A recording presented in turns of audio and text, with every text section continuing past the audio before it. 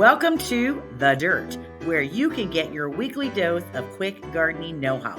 Gardening is actually an accumulation of knowledge, and there's always something new to discover.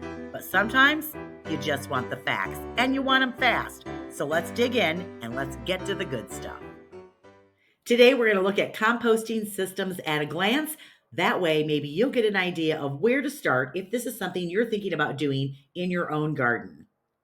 If you're thinking about composting, just know that you're getting ready to do the best thing that you could ever do to your soil. You're going to improve its health. You're going to improve its tilth. You're going to introduce microorganisms to it that aren't there. It is the best thing you can ever do in your garden. And you're going to do it with kitchen scraps and your yard waste. We are going to talk about 8 different kinds of composting systems. We're going to talk about them at a glance, but I am going to talk about the type, the advantages, and the disadvantages. Our first compost system is the slow outdoor pile. They're easy to start. They're easy to add to. They're very low maintenance. That's the advantage. But the disadvantage, they can take up to a year or more to decompose. Nutrients can be lost to leaching. They can be odorous if you don't get your mix and blend proper, and they can attract unwanted animals to your garden. But then there's the hot outdoor pile. Now, the advantages of this are that you do have faster decomposition, and it's going to be nutrient rich because there's less leaching of the nutrients, and it's less likely to attract animals and or flies. Disadvantages, well, it requires a lot of effort to turn and aerate and manage the process. It works best if you have a lot of material to add right away, as opposed to like piling it up a little bit at a time. So turning that is what's going to actually make it work. And you do got to get the blend of nitrogen to carbon correct.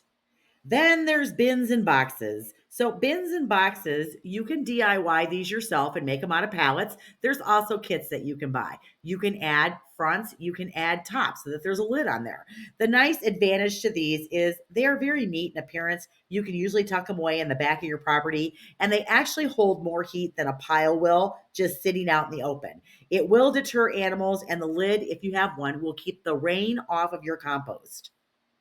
Now you can do single boxes as well. And if you turn the compost pile, it will decompose very, very rapidly. Now, the disadvantage is all of these systems, if you're buying a kit, they all cost money and they all take time to put together. And even if you're using pallets, you still have to find the pallets, and it's still a little bit of material cost that you have to buy to put it together, and it's your time.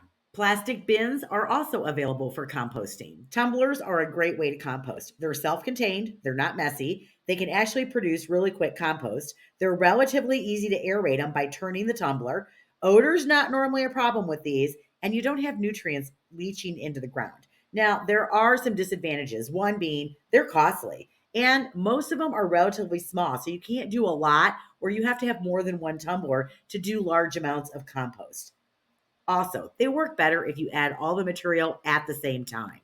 I don't hear a lot about pit composting, but I think it's becoming more and more popular. It's very quick and easy. There's no maintenance, no investment in materials outside of your time.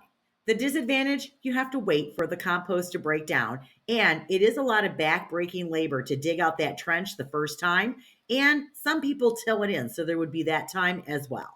You might have also heard it called sheet mulching or lasagna gardening, and I've done my fair share of this in my own garden. Another system at a glance would be using plastic bags or a garbage can. So they're pretty easy to do year round. They can be done in a small space, they can be done indoors, and they require no back labor. But beware, because there are some disadvantages to it because it's mostly anaerobic, so smell can be a problem. It can attract fruit flies. It needs to have plenty of leaves or other high carbon materials so that you don't end up with a big slimy mess. So if you don't get the ratio right on this, woo, you got a stink problem on your hands. The last one on my list is worm composting. Worm composting actually has a lot of advantages in that it's easy to do. Typically, there's no odor involved.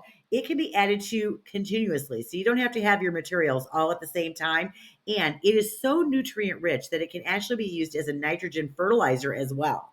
The other thing is it's a good way to compost your food waste. Now, there are some disadvantages, especially if you don't do it properly. It requires some care when you're adding the materials and you're removing the castings, and you have to protect those worms from extreme temperature variations, and it can attract fruit flies, so you want to watch out for that. So there you have it, composting at a glance. I have linked all of the different systems down below so you can check those out in more depth. But that's the dirt for today, and we'll see you next time. Bye, everybody.